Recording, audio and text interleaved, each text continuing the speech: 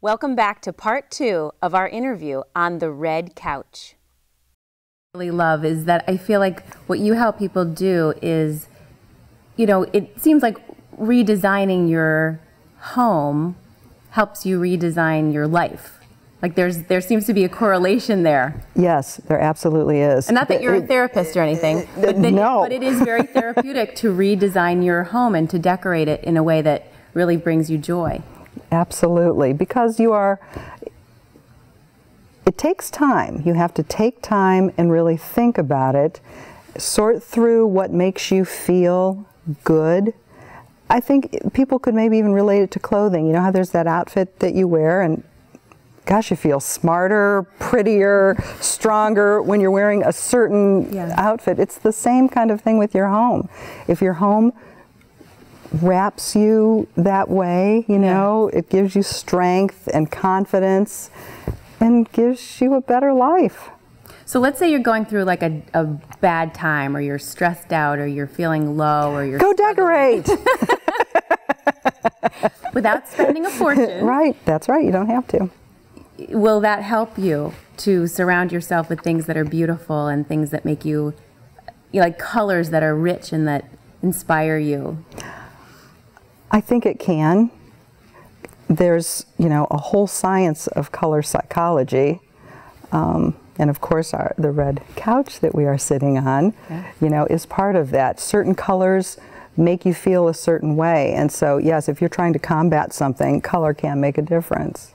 So speaking of red, what does red do? What's the, I mean, this is sort of the symbol of us being together and being on a red couch. And oh, energy, excitement. It's very warm and welcoming. In fact, we tell people many times a red dining room is perfect when you have guests over because it makes them feel like getting into a conversation and, you know, it opens you up a little more.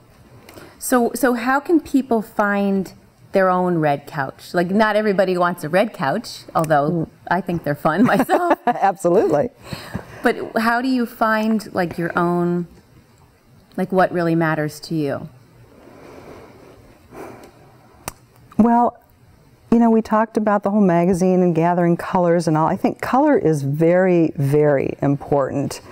People have strong reactions to color, and you know, we're saying red couch here really speaks to you. Yeah. I think a lot of people know maybe what colors speak to them because perhaps in clothing, because I think it's easier to purchase a piece of clothing than a sofa, and we do clothing a lot more often, that maybe you always go and buy a periwinkle blue shirt and you always feel good about it. Maybe it picks up the color in your eyes or something, but you get that strong kind of feeling. I think then when it comes to interior design, the difficult part for people is, do I really take that periwinkle blue that I feel so good about and put it into my decor, or should I just, you know, stay off-white or do everything neutral? Well, there are two ways to go about that. Certainly go with the colors that make you feel good, but if you are feeling uncertain about being bold like you are, go ahead and do neutral. But here we have fabulous pillows with us, draperies, wall color, certainly paint doesn't cost that much. And Give you yourself, can fix it. and you can change it quickly. Right. So I don't know if I even answered your question, but you did. I think let color be your guide maybe. Well, I just remember, you know, watching some of your shows, and one of them was making holiday wreaths, and these beautiful wreaths, and you always make it look so easy, and I think people watch you not just because they want to learn how to make a wreath, even though that is a wonderful thing to know how to do, but I feel like there's something more that people watch you for. Do you know what I mean? Like you make it comfortable, you make it, you enrich their lives in some way maybe they're not even conscious of. Do you know what I mean? I think, you know, I've had a lot of opportunity to be out and about. We do a lot of stage presentations and get to meet people. And a lot of people say, I know you, but you don't know me, but I know you. Right. And I think maybe that's it. Matt and I went into this not trying to be TV stars. We went into it thinking, We want to teach we have all these great ideas and projects and things that we want to teach people, so we're excited about what we're doing. And really the whole TV part of it is totally second hand. It's just a marvelous way to get our ideas out to people. And so maybe that's part of it. Yeah, I mean, I think it's fun to watch you, and it's fun to get inspired. Like, I feel like what you do also is inspire people to find their own red couch, find their own things that make them happy and excited and bring them joy. Yes, yes, it's that whole permission thing too. Yeah, if we're trying it, you go ahead and try it. Yeah. I remember you telling a story that someone told you that they now feel comfortable with a circular saw. I know. Bringing courage to people. It absolutely is. Using tools. Yes, women will come up and say, it's not my husband that builds everything. I've set up a whole shop, you know, in my garage or whatever. Great. I think so too. That's so fun. I'm jealous. I'm not ready for the circular saw, but I was just going to say, you know, so many things, you've done so much. And I'm just wondering, is there something that you're the most proud of all the things that you've accomplished? Well, my family's still together after all of this, so that's something to be proud of in today's world. They didn't give up on me. I think maybe it's the comments that I've heard from people that you helped me try. You gave me the courage to try. If I can do that, if I can let you feel comfortable being involved in something that I think can change your life, change your outlook, make you feel good when you're at home, I mean, that's a good accomplishment, I think. Yeah, absolutely. Yeah. And if you had, I mean, I know there's so many things that you've learned along the way, but were there obstacles that got in your way, you know, or were you just, it was an easy success? Yeah, one day we weren't on TV, the next day we were. No.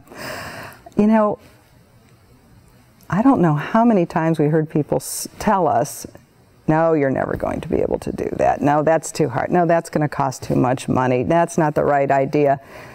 But the thing is, Matt and I felt so strongly that what we were doing was the right thing. In fact, I told you we did that local TV show. Well, that show was done live, and so we could only do projects that we can complete in a couple of minutes, really. Right. You know, we had an hour, so we had to do whatever projects we could. And we did the same kind of thing where we would do a little something over here, and then we would do a little something over here. We weren't in homes actually doing the before and after, which from the very beginning, I knew that was the right way to do it, so that people could really learn the process. Right. And if you believe that your idea is right, just keep trying. It's going to happen. It's going to happen. It's kind of comforting to hear that someone like you who's so successful has heard all these no's along the way and still forged forward. There were a lot of tears in there. A lot of tears. Everybody goes through it. Yeah, you have to work your way through until you find just the right people, and it will eventually start falling in place. Yeah. So if you had one juicy secret that was your secret to living a happy and successful life, what would it be?